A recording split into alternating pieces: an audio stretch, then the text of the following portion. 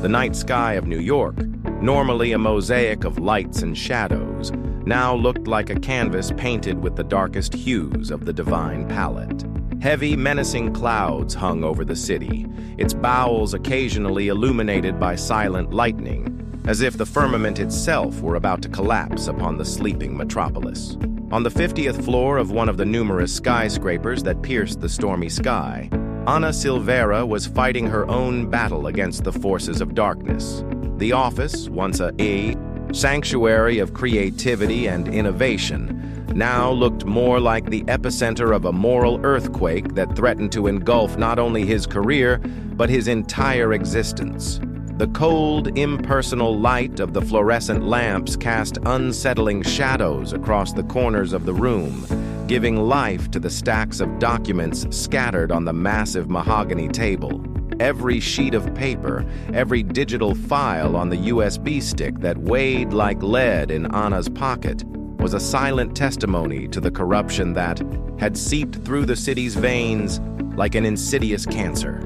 Ana ran her trembling fingers through her brown hair, once impeccably groomed, now a reflection of the chaos that dominated her mind. His eyes, normally lively and keen, were blurred by the fatigue of sleepless nights and the weight of revelations that had shattered his worldview. The incessant ticking of the wall clock echoed through the office like the sound of an infernal metronome, marking the inexorable passage of time. Every second that passed was a cruel reminder of the monumental decision Ana would have to make, a decision that would not only define her fate, but potentially the future of an entire city. In front of her, scattered like pieces of a macabre puzzle, were the fruits of months of clandestine investigation. Invoices doctored with the precision of a professional forger, contracts inflated with astronomical figures that would make even the greediest corporatists cringe in shame, bank statements revealing a web of transactions that stretched across tax havens around the globe. Hannah closed her eyes, allowing herself a moment of weakness. The memories of the past few months have invaded his mind, like an uncontrollable torrent. She found herself again in that meeting room, the air heavy with the aroma of expensive coffee, and even more expensive expectations when the design of the entertainment complex had been presented. He remembered the sparkle in the eyes of his colleagues, the palpable enthusiasm that permeated the environment. But Ana also remembered the restlessness she had felt, that nagging pang in her core that made her question not only the project, but the entire system that made it possible. Her refusal to participate, motivated by an integrity she did not even know she possessed until that moment, was the first domino to fall into a chain reaction that had brought her to this critical moment. The ensuing ostracism was subtle at first, invitations to lunches that stopped coming, suspicious looks in the corridors, whispers that abruptly ceased when she approached.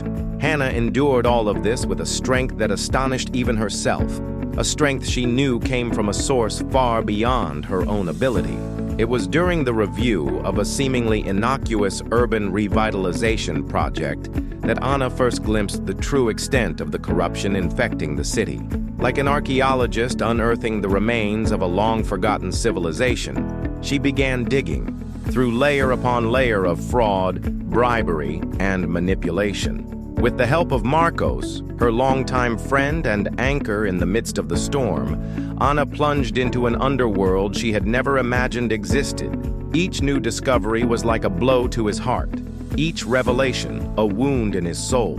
The city she loved so much, which she had helped shape with her architectural creations, now revealed itself as a shining facade for a rotten core of greed and corruption. A particularly violent thunderclap shook the windows of the office, tore Ana from her reflections. She looked at her watch, 11:47 p.m. Time, that implacable executioner, continued its inexorable march. In a few hours, the sun would rise over New York, and with it, the need for a decision that would change the course of his life forever. Ana knew that reporting the corruption scheme to the authorities was more than just risking her career. It was putting his own life in the line of fire. The warnings he had received in recent weeks left no doubt as to the seriousness of the situation. The black car that had followed her the night before, the anonymous calls with veiled threats, the accident that had nearly taken Marcos's life, all of this was just a prelude to what might happen if she dared to challenge the status quo. On the other hand, silence was an option that tore his soul apart. To remain silent in the face of such injustice would be to deny not only her deepest values, but the very God to whom she had given her life. The words of Proverbs 31:8-9 echoed in his mind like an incessant mantra. Speak for those who cannot defend themselves. Protect the rights of the destitute. Speak for them and be a righteous judge. Protect the rights of the poor and needy. The weight of the decision crushed her. Anne fell to her knees, her legs no longer able to bear the burden she carried.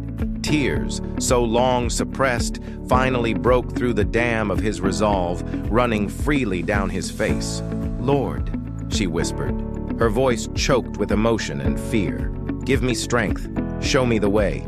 Use me as an instrument of your justice, even if it means—" The words died on his lips, unable to verbalize the sacrifice he knew was necessary. In that moment of absolute vulnerability, when the abyss of despair threatened to engulf her, Anna felt a presence. It was not something physical, something that could be seen or touched, but a sense of peace and security that enveloped her like a protective cloak. The words of Jesus, those that had begun his journey of transformation months ago, resurfaced in his memory with crystal clarity. "Whoever wants to save his life will lose it, but whoever loses his life for my sake will find it." At that moment, kneeling on the cold floor of her office, Anna made her choice. With hands that still trembled but guided by an unwavering resolve, she gathered all the documents into one folder. He checked once again the USB stick that contained the digital copies of all the tests, making sure it was safe in his pocket. Anna stood up feeling strangely light, as if the weight of the world had been momentarily lifted from her shoulders. He grabbed his coat and the incriminating briefcase, casting one last glance at the office that had been his second home for so many years. A sad smile played on his lips, the certainty that he would probably never see this place weighing on his heart again. With a deep sigh, Anna walked towards the door. Her hand touched the cold doorknob, ready to open it and face whatever fate had in store for her on the other side. But fate, as always, had its own plans. When she opened the door, Anna found herself face to face with the nightmare that had haunted her thoughts for the past few weeks. Standing in the hallway, expressions ranging from restrained anger to outright threat, were three men she instantly recognized. Robert Blackwood, the homebuilder's CEO, whose cordial smile barely disguised the cruelty in his eyes. Senator James Croft, an influential politician whose connections extended far beyond the corridors of power, and a third man, whose name Anna did not know, but whose cold eyes and intimidating posture made clear his connection to the criminal underworld. "Good evening, Miss Helena Silvera," Blackwood said, his falsely friendly voice contrasting violently with the threat implied in his gaze. "I think we have a lot to talk about." Fear, cold and paralyzing, threatened to overwhelm Anna. For a brief moment, she felt her legs weaken, the desire to flee, to hide, to deny everything she knew, almost overpowering her determination. But then, like a gentle whisper in the midst of the storm that roared both outside and inside her, Hannah heard in her heart, "Fear not, for I am with thee. Do not be dismayed, for I am your God. I strengthen you and help you and uphold you with my faithful right hand." In that instant, Anna felt a courage that was not her own flow through her veins. It was a force that came from a place far beyond his comprehension, a determination born not of desperation, but of the unshakable certainty that he was doing the right thing. With a calmness that surprised even herself, Anna raised her head, her eyes shining with a mixture of defiance and compassion. Pressing the briefcase to her chest as if it were a shield, she replied, "Yes, gentlemen, we have a lot to talk about, but not here, not now." The hallway fell silent, the tension so palpable that it could be cut with a knife. The three men looked at each other, momentarily disconcerted by Anna's unexpected reaction. In that brief moment of hesitation, the future of New York, and perhaps much more, hung by a thread. What will happen next? How will Hannah navigate this seemingly impossible situation? And what role will fate, or perhaps a divine hand, play in the events that are about to unfold? Don't miss the next episode of Jesus at the Center, Anna's Journey. The battle between light and dark reaches its climax, and the consequences will extend far beyond the skyscrapers of New York. Prepare for a showdown that will test not only Hannah's faith, but yours as well. Click now on the video that is appearing on the final screen and dive even deeper into this saga of courage, redemption, and the transformative power of faith. Can the light of Christ really triumph over the deepest shadows of the human heart? Find out in the next chapter of this story that is touching hearts and changing lives around the world. The New York night, normally a spectacle of lights and life, seemed to have been swallowed by a primal darkness. The sky, a black and oppressive cloak, was occasionally torn by silent lightning, as if the skies themselves were witnessing the epic battle that was about to unfold in the recesses of one of the city's countless skyscrapers.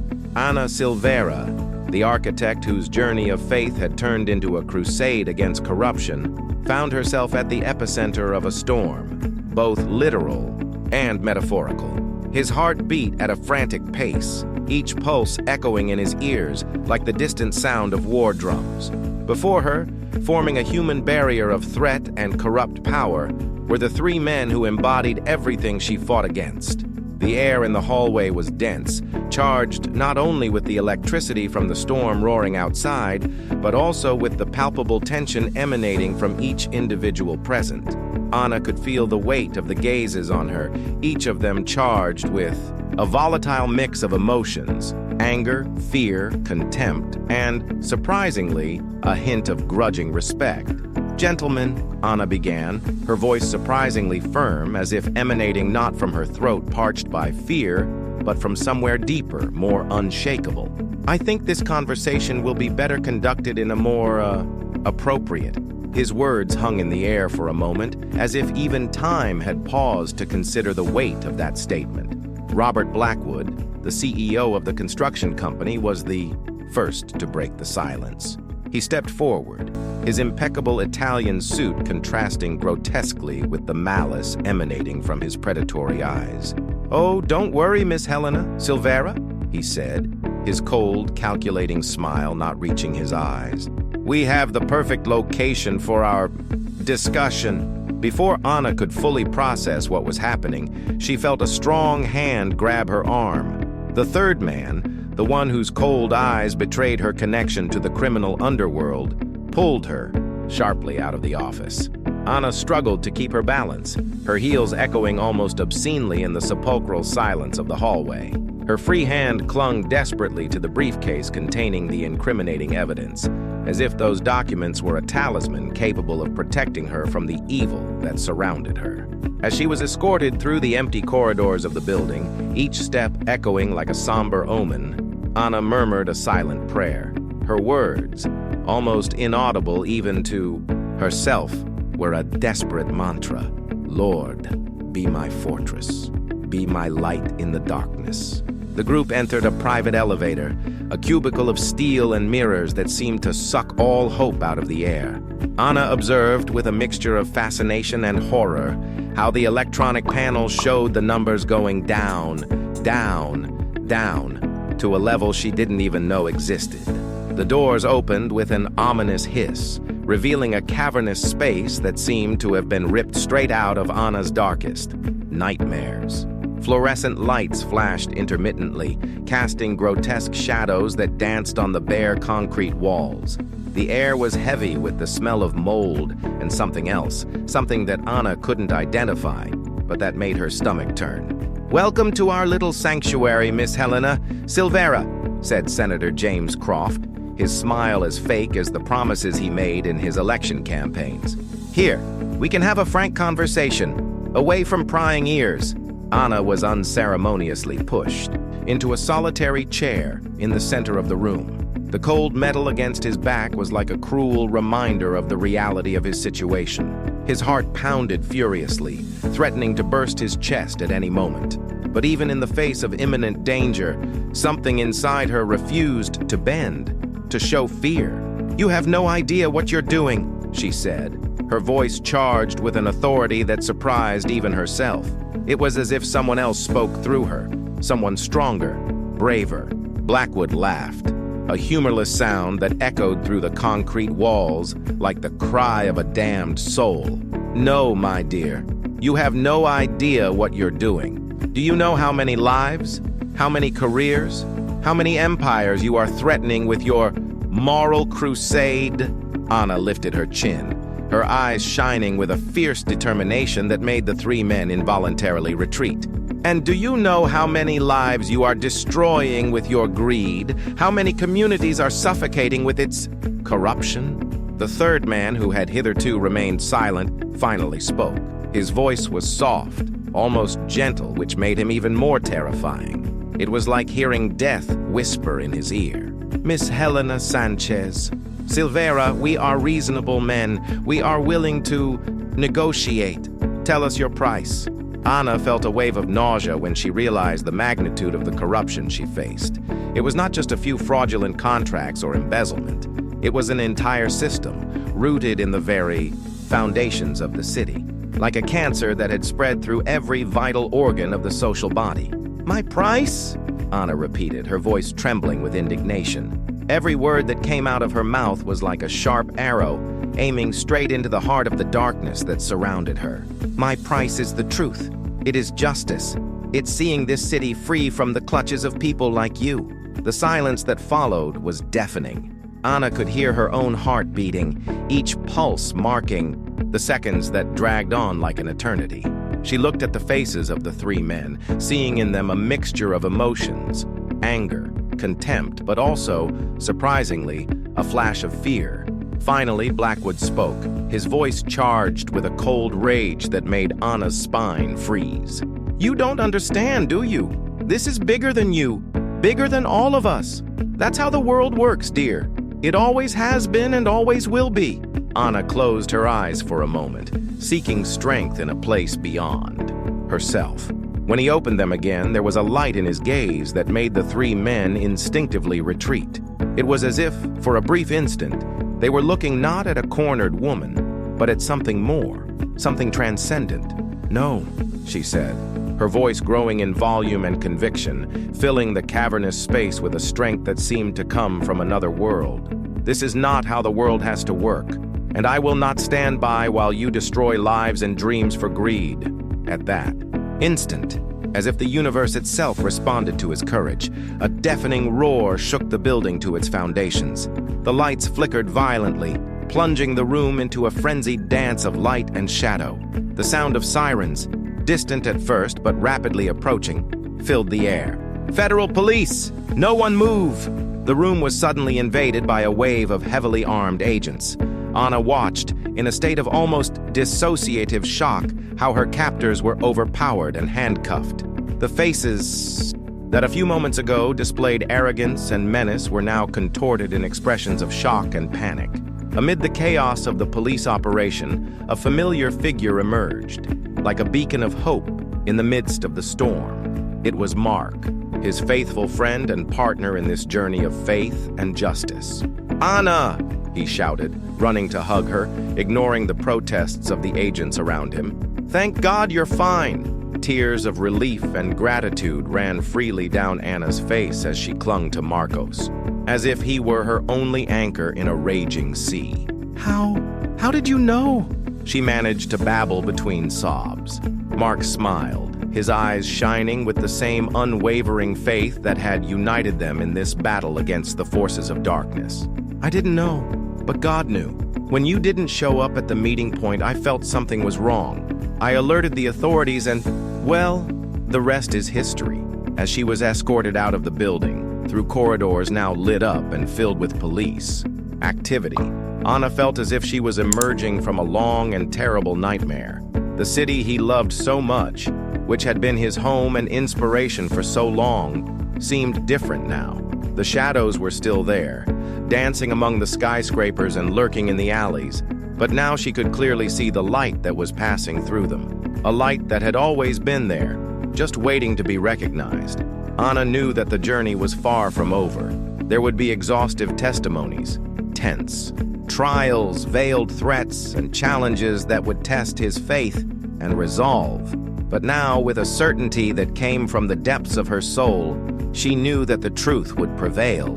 As she emerged on the streets of New York, Anna raised her eyes to the night sky. The storm clouds, which had just seemed so threatening, were beginning to dissipate.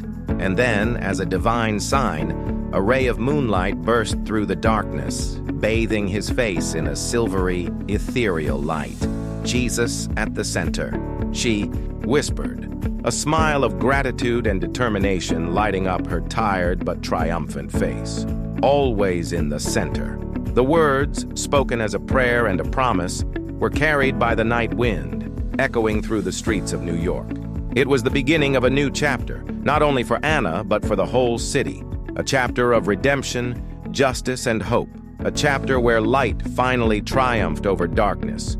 The months that followed the fateful night in the underground of the skyscraper were a whirlwind of events for Anna Silvera. New York City, and soon the entire country, was shaken by the revelations of corruption she had brought to light. Newspaper headlines screamed about the Silvera case, while television networks incessantly broadcast images of politicians and businessmen being taken away in handcuffs. Anna found herself at the center of a media storm. Suddenly, she was no longer just a talented architect, but a symbol of integrity and courage.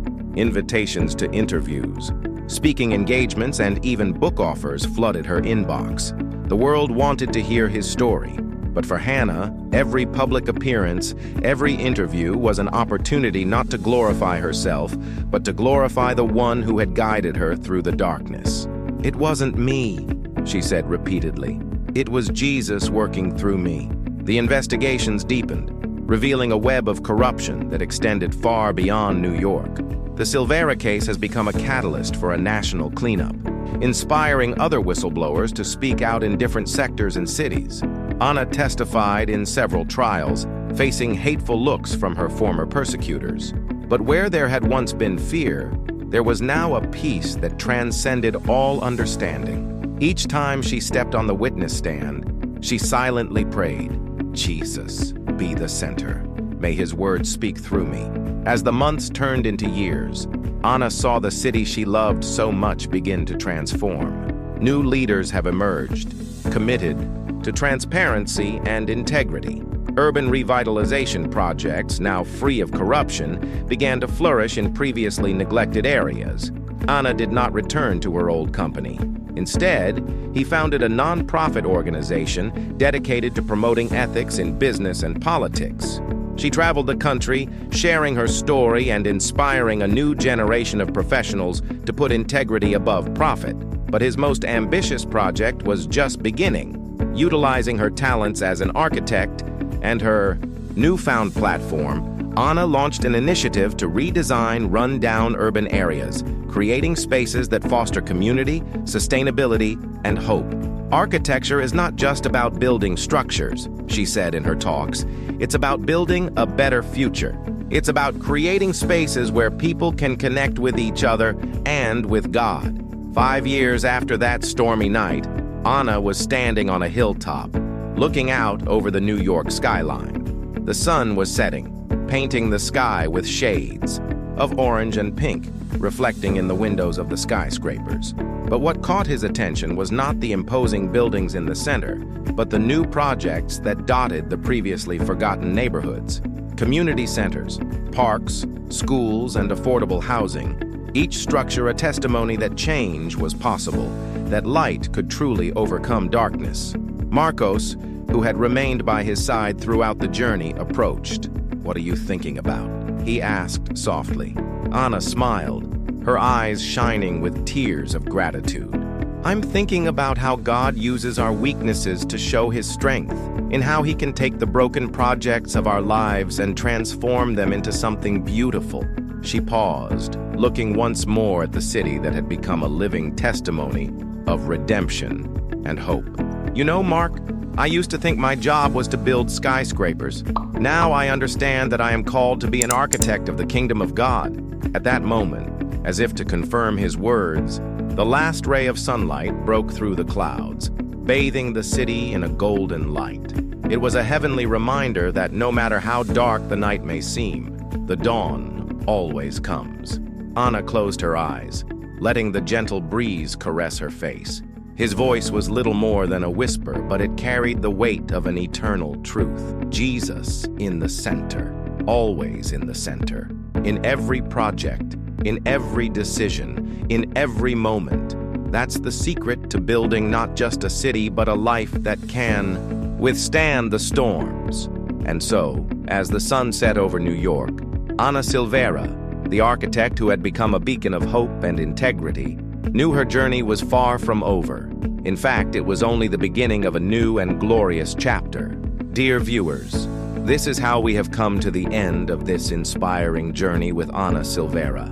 But remember, just like Hannah's story, our own journey of faith and integrity is ongoing. May we, like her, keep Jesus at the center of our lives, allowing his light to shine through us to transform the world around us.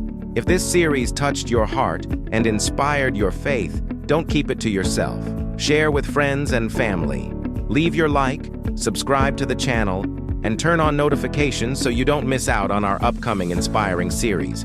And always remember, no matter how dark the night may seem, with Jesus at the center, the light will always prevail. Until next time, and may God bless you.